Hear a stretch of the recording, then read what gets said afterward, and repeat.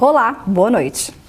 Começou hoje a campanha nacional de vacinação contra a gripe. O governo Jair Bolsonaro completa 100 dias. Também vamos falar sobre os cortes na ciência e os impactos a longo prazo. O Jornal da UFO começa agora.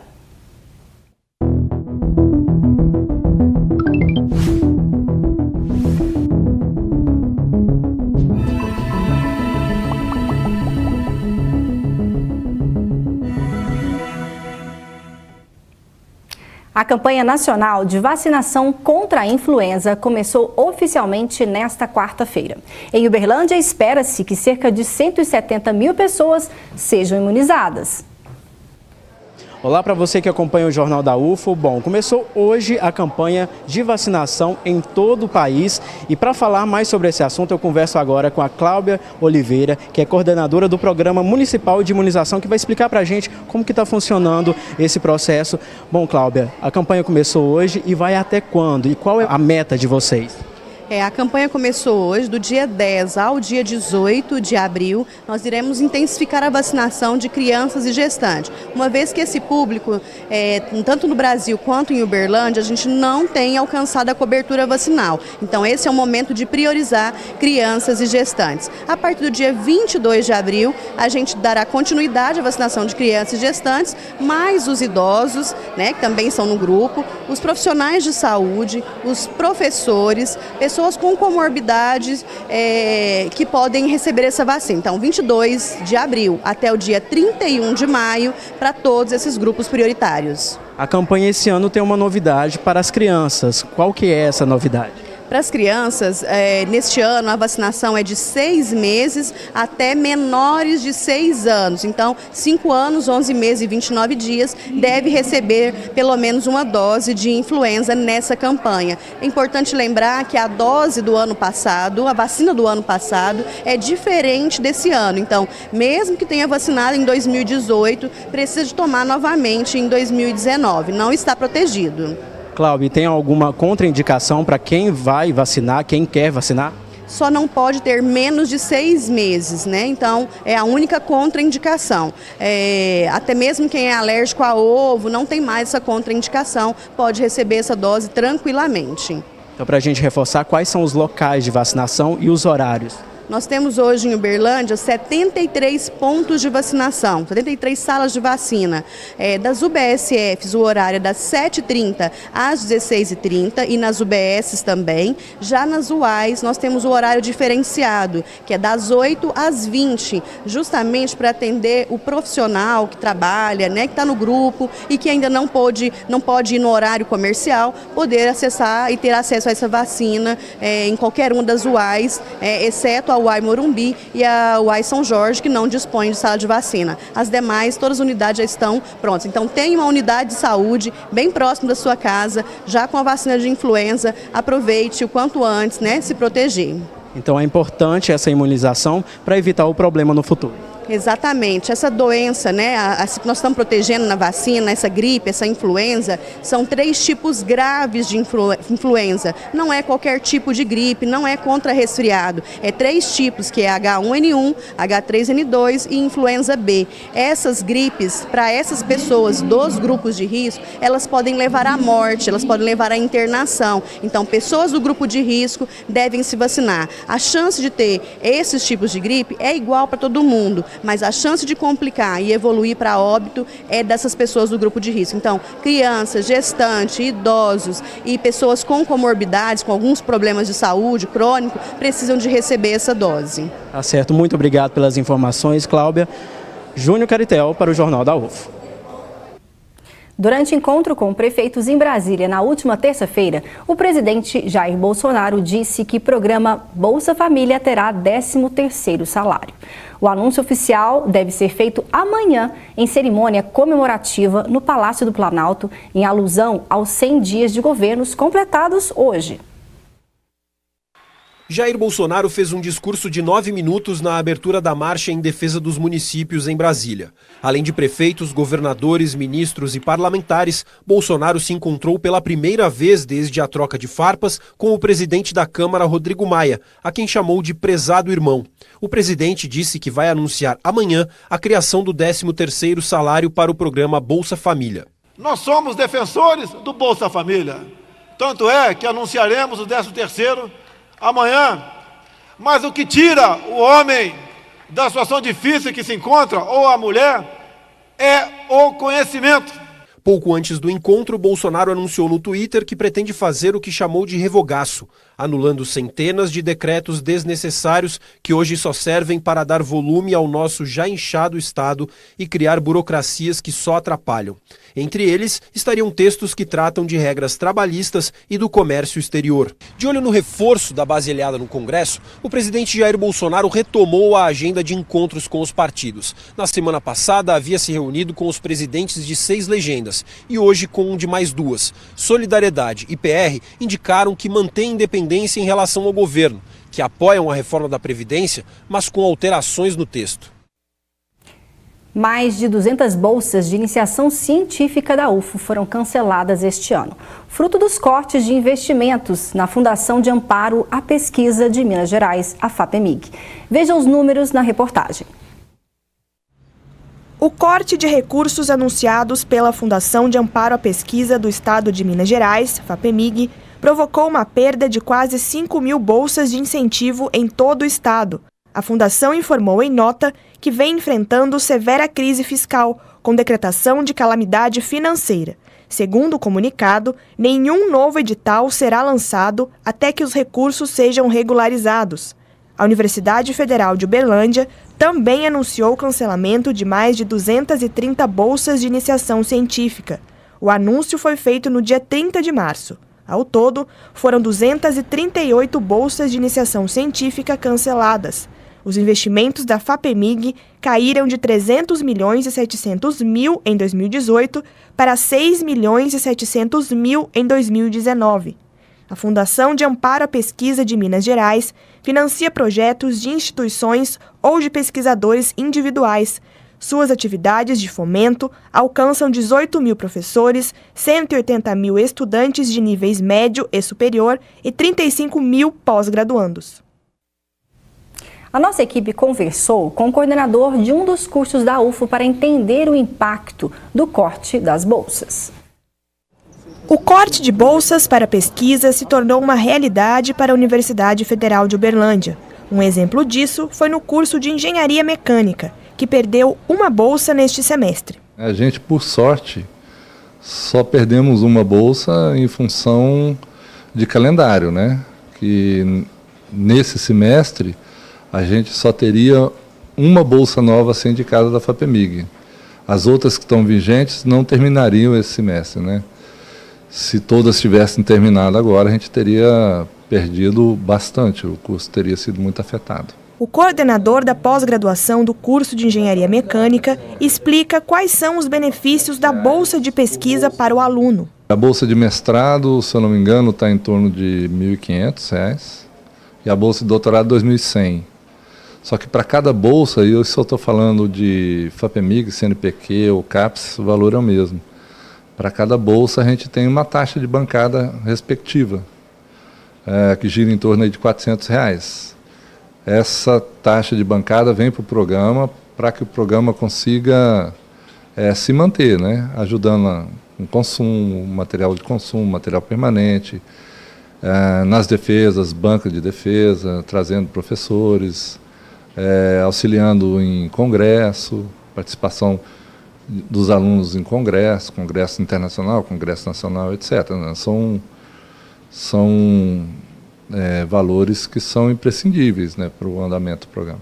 A suspensão das bolsas de iniciação científica da UFO foi feita após a Fundação de Amparo à Pesquisa de Minas Gerais, FAPEMIG, divulgar o corte de quase 5.000 bolsas de incentivo em todo o estado. Segundo a agência, as bolsas dos programas de pós-graduação em andamento serão mantidas, mas não há previsão para a abertura de novos editais. O coordenador acredita que o cenário possa melhorar nos próximos semestres. O nosso programa aqui, mestrado foi criado em 85, doutorado em 95, e essa é a primeira vez que isso acontece. Então, é alarmante, é grave, né, e a gente espera que essas coisas sejam revertidas, né? E para falar sobre os cortes na ciência, recebemos hoje em nossos estúdios o Carlos Henrique de Carvalho, que é pró-reitor de pesquisa e pós-graduação aqui da Universidade Federal de Berlândia. Obrigada. E também o professor Alexandre Cardoso, que também é professor da Faculdade de Engenharia aqui da UFA. Obrigada pela presença. Boa noite, muito obrigado. E falando sobre esses cortes e impactos a longo prazo, professor Carlos Henrique, de que forma que isso afeta diretamente os pesquisadores da UFA? Na formação de recursos humanos. Se nós pegarmos os investimentos feitos desde a iniciação científica até o doutorado, você está garantindo um financiamento direto na manutenção desse aluno, né?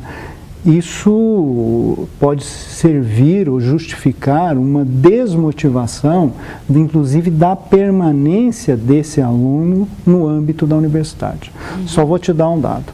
Já existem alguns estudos, né, vinculando a permanência dos nossos alunos de graduação à concessão de bolsas de iniciação científica. Então, isso gera uma outra circunstância, né, que às vezes nós não conseguimos mensurar bem, né,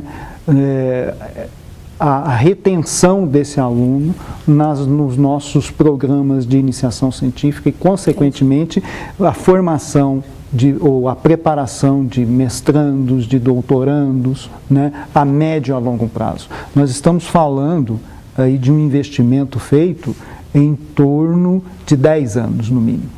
Tá? Se você pega desde a iniciação científica, passando pelo mestrado e chegando no doutorado. Então, é um investimento a longo prazo, né? Eu acho que a ciência brasileira, né, ela sofre um baque, né?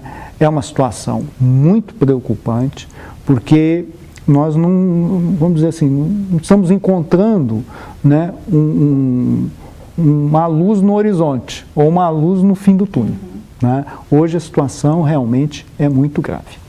Falando sobre esse horizonte, essa luz, gostaria de perguntar para você, professor Alexandre, haveria alguma forma, então, da UFA contornar essa situação assim, de cortes e continuar realizando pesquisas, seja buscando parcerias com a iniciativa privada? É possível isso? Esse processo, efetivamente, é o desejável que aconteça, mas é muito difícil que você tenha de imediato uma mudança e você tem uma questão histórica de política de Estado que fomenta essa formação. Então, falando de hoje para amanhã, quer dizer, nós temos um corte de imediato, como aconteceu com essa imposição por meio dessa determinação do governador do Estado para cortar as bolsas, e amanhã eu tenho uma reação capaz de imediato de cobrir essa lacuna. Isso é efetivamente impossível nesse momento. É preciso que os mandatários, de forma geral, entendam que não se trata, de forma alguma, de um dispêndio desnecessário. Nós estamos falando na formação de profissionais e a iniciação científica, ela, bem disse o nosso ilustre pró-reitor, ela tem um viés de começar o pesquisador, que vai continuar conosco por 8, por 10, por 12 anos, né, professor Carlos? Mas, ao mesmo tempo, você tem uma possibilidade, isso efetivamente em todos os cursos de graduação, de aprimorar a formação do profissional. Quer dizer, você tem um profissional que é colocado no mercado com uma condição diferenciada, porque ele participou de um processo investigativo, porque ele escreveu artigo, porque ele participou de um congresso, porque, de certa forma, se inteirou da demanda, da necessidade de ser efetivamente um eterno estudante. Quer dizer, o profissional tem que chegar no mercado com essa condição, com essa consciência de que a pesquisa, a busca e o estudo permanente são catalisadores de uma formação profissional continuada. Então, eu não vejo aqui essa possibilidade de imediato de você suportar essa falta por outros caminhos. É bastante difícil isso. E, Carlos Henrique, como está sendo esse diálogo com o governo do Estado? Há diálogo, né? A pergunta é, há diálogo? Há diálogo, eu acho que existe um movimento, tanto da parte dos pró-reitores de pesquisa e pós-graduação, mas principalmente por parte do FORIPS, né? Inclusive o professor Walder, ele é o presidente do FORIPS hoje, ele vem articulando uma série de gestões em nome desse fórum, junto à Assembleia Legislativa, há um movimento em defesa da FAPEMIG. Eu gostaria apenas de realçar, a FAPEMIG é vítima desse processo também. Né? Não foi a FAPEMIG que fez uma suspensão da Bolsa. Né? A FAPEMIG apenas, ela não tem como honrar o compromisso assumido. De viabilidade financeira. É uma questão de viabilidade financeira. Então, nós estamos tentando construir. Né? A semana passada eu estive 2 vezes em Belo Horizonte, o professor Walter também. Há uma previsão de uma outra reunião. Nós já fizemos, né, juntamente com outros colegas da UFOP, da UFMG, do Vale de Jequitinhonha e Mucuri, de Juiz de Fora e do Cefet, uma comissão. Essa comissão elaborou um novo desenho para o financiamento na ciência mineira. Esse projeto ele foi encaminhado à FAPEMIG. A FAPEMIG está no processo de análise disso, mas já há uma sinalização positiva em relação ao que nós propusemos para eles. Depois que a FAPEMIG der o sinal verde, isso irá para o FORIPES, para o Fórum dos Pró-Reitores das Instituições Públicas do Estado de Minas Gerais, definirem como vai ser o encaminhamento disso. Agora, também cabe ao governo do Estado, né, abrir um diálogo com as instituições, né, que a pesquisa ela tem um impacto muito grande, né, na economia do Estado. Eu acho que isso é fundamental. Nós devemos não apenas pensar na formação de recursos humanos, é que esse recurso, né, esse investimento que nós fazemos, desde a iniciação científica até o doutorado, isso se reverte para a sociedade. Então não é um investimento que se circunscreve única e exclusivamente no âmbito acadêmico. Isso tem uma reversão e um impacto social muito importante para o desenvolvimento como um todo. Perfeito. Hora de saber como fica o tempo em Uberlândia e outras cidades de Minas nesta quinta-feira.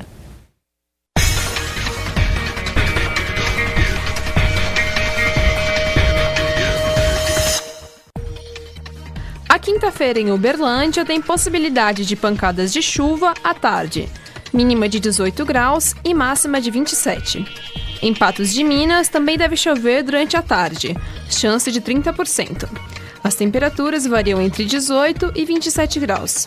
A quinta em Monte Carmelo é quente e chuvosa, a mínima chega a 18 e a máxima a 29 graus. E a previsão para Ituiutaba é de calor e tempo seco.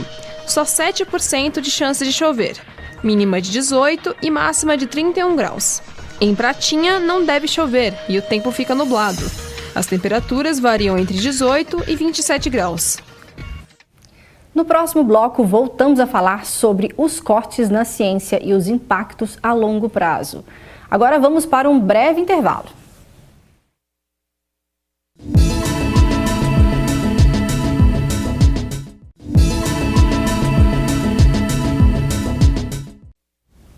Estamos de volta. Uma notícia internacional repercutiu o mundo hoje. Pesquisadores da Event Horizon Telescope capturaram pela primeira vez uma imagem do buraco negro.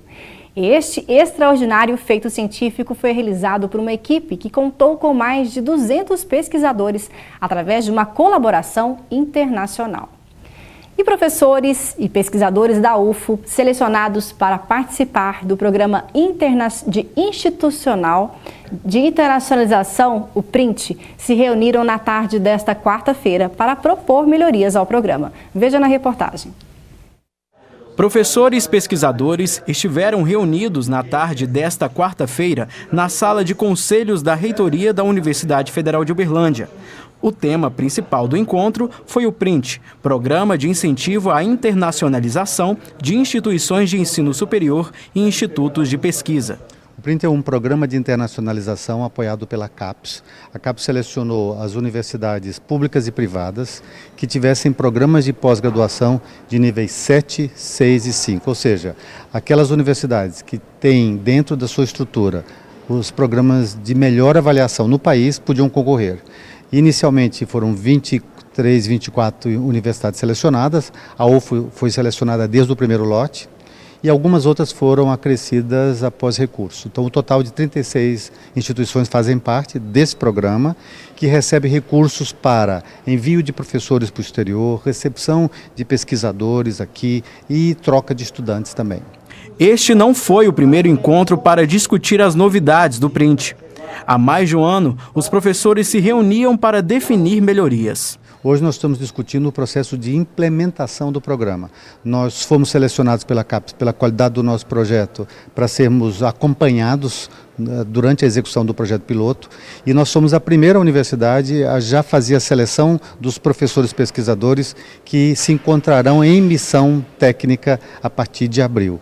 Além da conquista da UFO ser a primeira instituição a desenvolver atividades no exterior, o diretor de Relações Internacionais destacou a importância do print para a universidade. Internacionalizar implica desenvolver programas de línguas estrangeiras, capacitação de servidores, sinalização dos campi.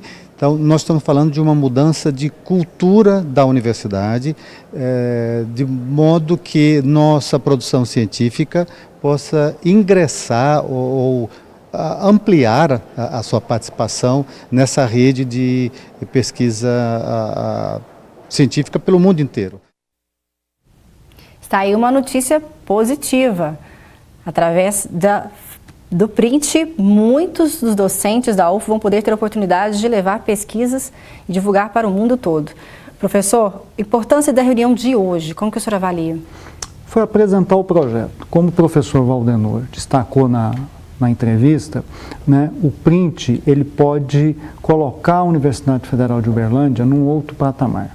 Porque nós vamos falando de corte, né? No bloco anterior, sim, nós falamos das dificuldades do financiamento direto na formação de pessoas, desde a iniciação científica até o doutorado. Agora nós estamos falando de um aporte direto dentro da Universidade Federal de Uberlândia em torno de 13 milhões. Para ser mais exato, 2.985.000 reais. Então eu acho que é um valor significativo, não resolve as nossas dificuldades, não atende todas as nossas demandas, mas pelo menos nós temos alguns recursos garantidos, né, que esses recursos já foram, né, creditados na conta dos nossos coordenadores dos programas, dos subprojetos do programa institucional, né, e eles já vão iniciar o processo. A primeira missão acontece agora no dia 23 de abril.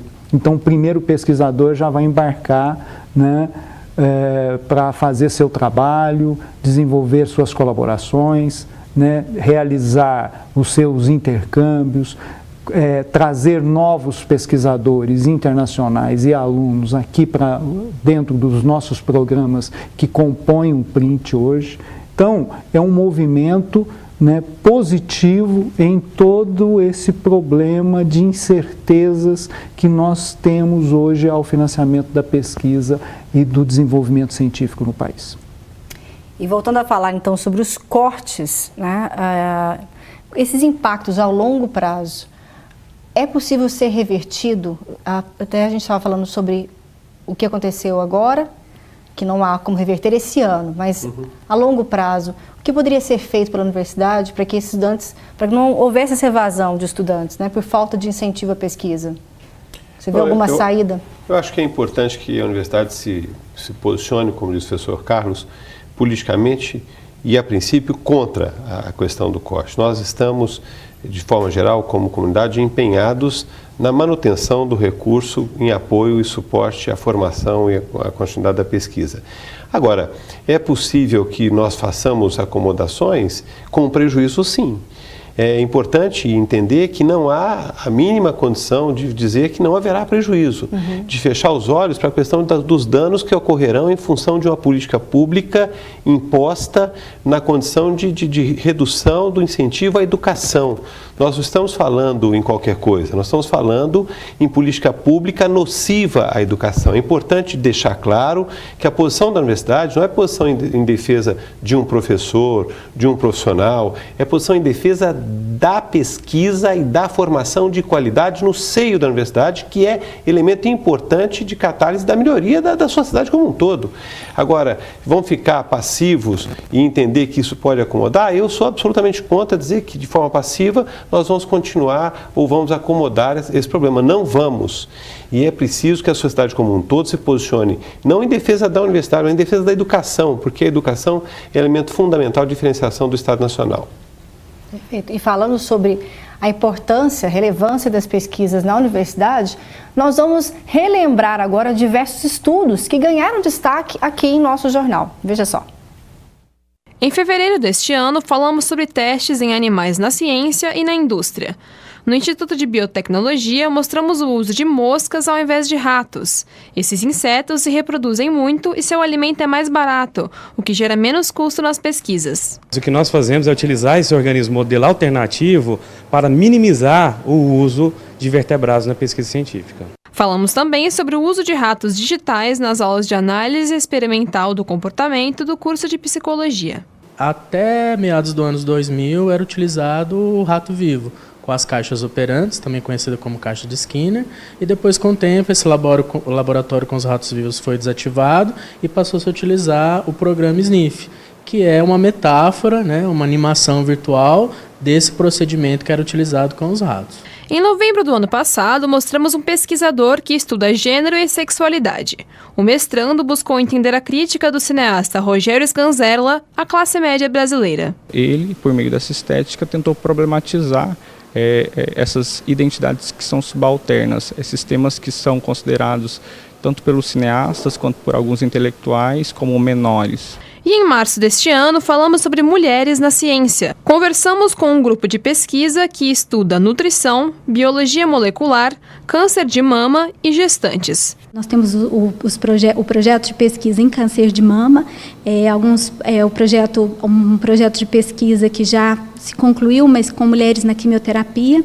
Projeto de pesquisa na radioterapia, que publicamos alguns resultados importantes em revistas importantes, e um projeto de pesquisa que envolve mulheres em uso de terapia endócrina. E nós estudamos o que nós encontramos e publicamos em 2017 foi que essas mulheres, no início do tratamento, elas apresentaram de forma significativa um pior estado nutricional, né, com um aumento do peso corporal, da circunferência da cintura, percentual de gordura corporal, em relação àquelas mulheres que estavam com maior tempo de tratamento com tamoxifeno.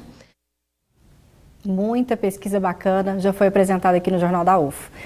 E falando agora sobre um cenário amplo, macro, nacional, no governo Bolsonaro este ano, nós estamos vendo uma situação de um corte de 25% da previsão de investimentos do Ministério da Educação que não vão acontecer.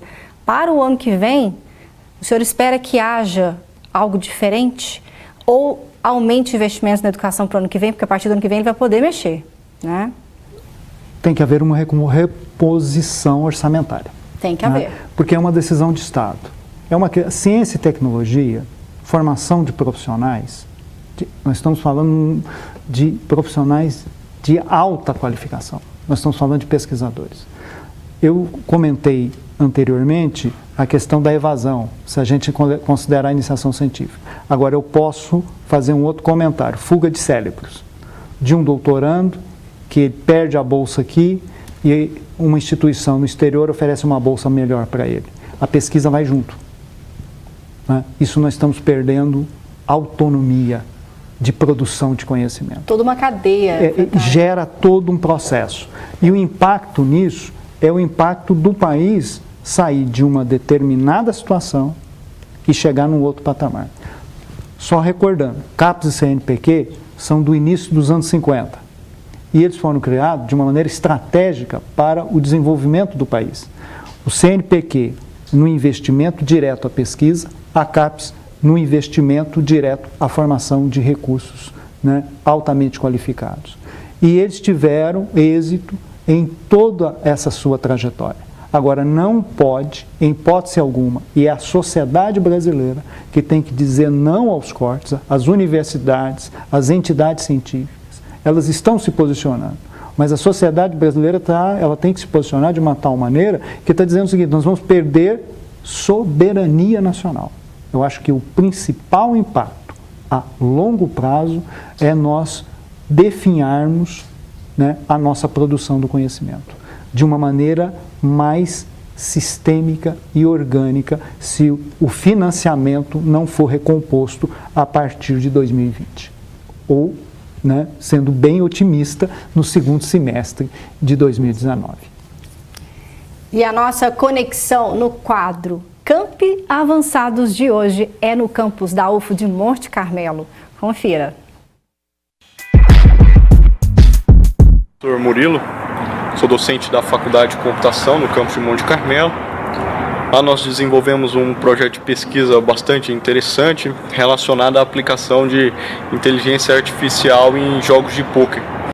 Especificamente, o nosso objetivo foi aprender de maneira automática as estratégias, as ações de um jogador de pôquer, de modo que a gente pudesse reproduzir essas ações, né, em jogos futuros, se comportar como aquele jogador. Felizmente o projeto ele alcançou resultados bastante satisfatórios e a gente conseguiu uma publicação aí em Qualis A1. Eu acho que o Gabriel, enquanto aluno de C, não tem muita noção do que isso significa, mas é um reconhecimento e tanto para um trabalho bastante interessante que foi desenvolvido e que continua em desenvolvimento ainda por outros alunos lá em Monte Carmelo. E o nosso programa está chegando ao fim. Gostaria de agradecer a presença do nosso pró-reitor de pesquisa e pós-graduação da UFO, Carlos Henrique de Carvalho. Muito obrigado. À disposição, estou sempre aberto para participar do programa e discutir com a comunidade os problemas relativos à pesquisa e à pós-graduação no âmbito da Universidade Federal de Uberlândia. Também o professor Alexandre Cardoso, muito obrigado pela sua presença. Eu que agradeço a oportunidade. Pelos esclarecimentos. Agradeço a companhia do nosso pró-reitor. Muito obrigado, Patrícia. E hoje a gente falou sobre rumos da ciência, dos cortes em pesquisa e amanhã vamos falar sobre os 100 dias de governo. O Jornal da UFO fica por aqui. Obrigada pela companhia. Boa noite para você. Até amanhã.